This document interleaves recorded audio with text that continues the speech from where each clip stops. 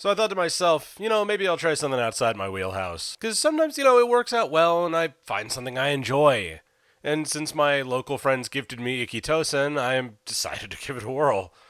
I'm going to be very honest with you and say that I'm very much reconsidering this friendship. Going into this, I was willing to be shocked and otherwise interested in what Ikki Tousen had to offer if there was a decent story somewhere underneath it. And after all, I'm pretty uniquely qualified to see past all the boobies and weird crap this show has to offer and, get in the meat of the story. Or I could find that it doesn't really pass my 3-episode rule and run off screaming into the night. As you can well imagine, I was not particularly enjoying myself while I was watching this. But before you guys crawl too far up my butt about the whole shebang, let me just say I did try to go into this with an open mind. And I did get through the first half or so of the series. After all, there might be some sort of story worth examining underneath all the layers of degeneracy and depravity here. But realistically, there's not. Why would there be? When you can use fan service as a replacement for story, why do the extra work and put a story in there? I'm sure the author, Yuji Shiozaki, knew exactly what he was putting together when he cranked this puppy out, and emphasis on the crank.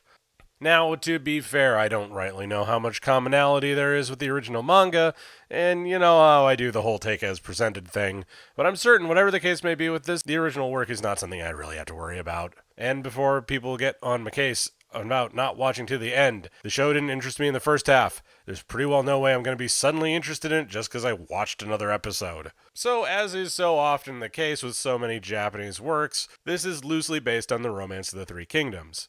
It's not based on that, it's probably based on Journey to the West. Hey, I don't make the rules, I just inform you of them.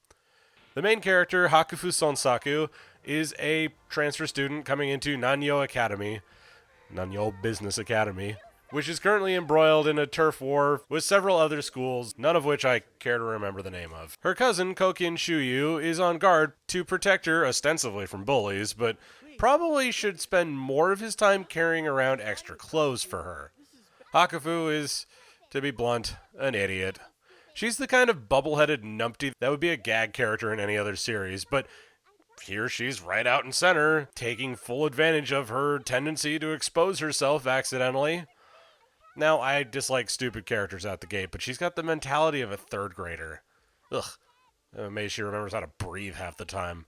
But hey, apparently she's got great legs, so let's focus in on those panties every 6 seconds. It's weird. I was curious as I was going into this if the fight choreography was going to be cool, or if they were going to do some sort of mental math in the first couple episodes to make the battles at least seem a little bit tactical. But this one looks like it's a case of punch, punch, kick, look at some titties.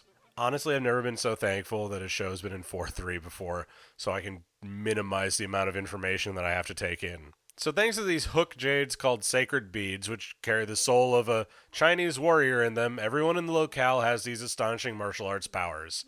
For this reason, everyone falls into clans and their fates are determined by the soul of the warrior inside their beads.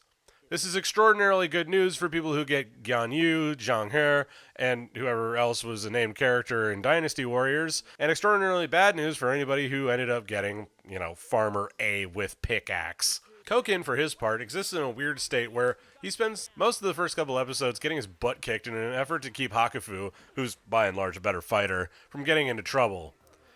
Such is his lot in life, I suppose. But complicating matters is that Hakufu has this weird evil dragon called a Shoryu inside of her, where if she gets beat down too much, she turns into an unstoppable monster, and it turns into a big mess. Why they don't just let her rampage around and solve some problems, I'll never know. But I'm trying to force sanity on an insane world. The sheer fact that they're expected to attend classes when they're clearly more interested in waging war on each other boggles the mind. Hakufu is immediately opposed by Shime Ryomo, who specializes in submission holds and has a split personality. In spite of them being from the same school and one would assume on the same side, their first battle goes terribly and ends in an astonishing amount of destruction. And she's also the type to not notice when her clothes are getting blown off, just like every other girl in this series. The eye patch she wears is a switch that turns on her superpowered evil side, incidentally.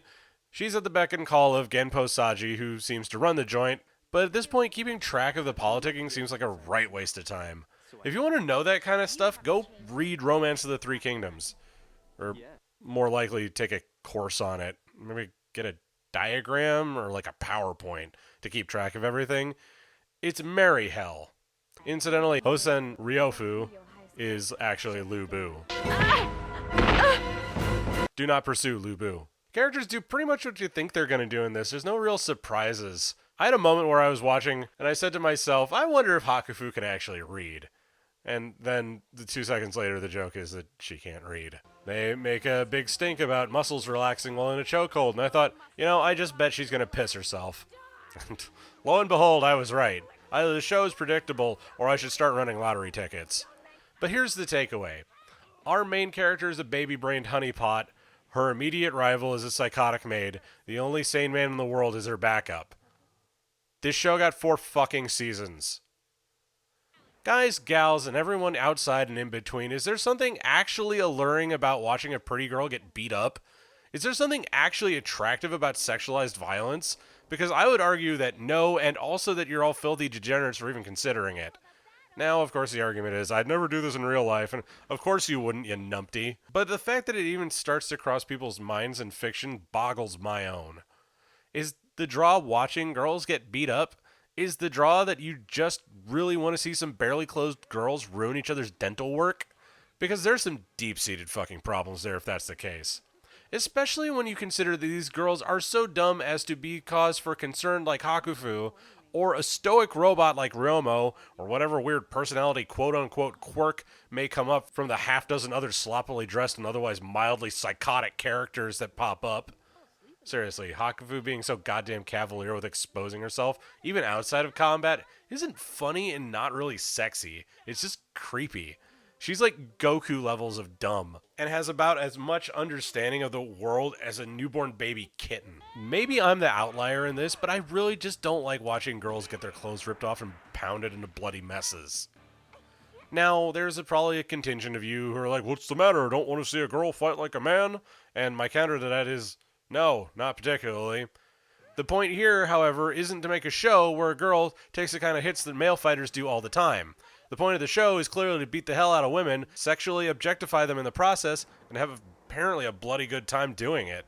It's fucked up and gross, and if that was their intent, congrats, they succeeded.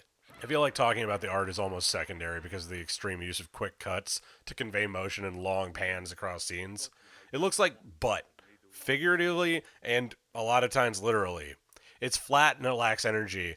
The show did come out in that weird era where studios were still getting their head around the whole digital animation thing, but it's bad even for then. JC Staff has done better, and while I can't blame him for just kicking this out the door, the show already has enough knocks against it. If you, dear viewer, want to get into Ikki Tousen, and I sure as hell can't stop you, but I will judge you mightily. For the really depraved or the really dedicated, there's probably some interesting character stuff later on, and if you're a scholar of the Romance of the Three Kingdoms, there might be a fun nod here and there, but all you're really doing is watching something you should probably go see a priest about afterwards. But what the hell do I know? Apparently this is what the straights are into. That being said, this is Professor Otaku, the greatest American anime critic, signing off.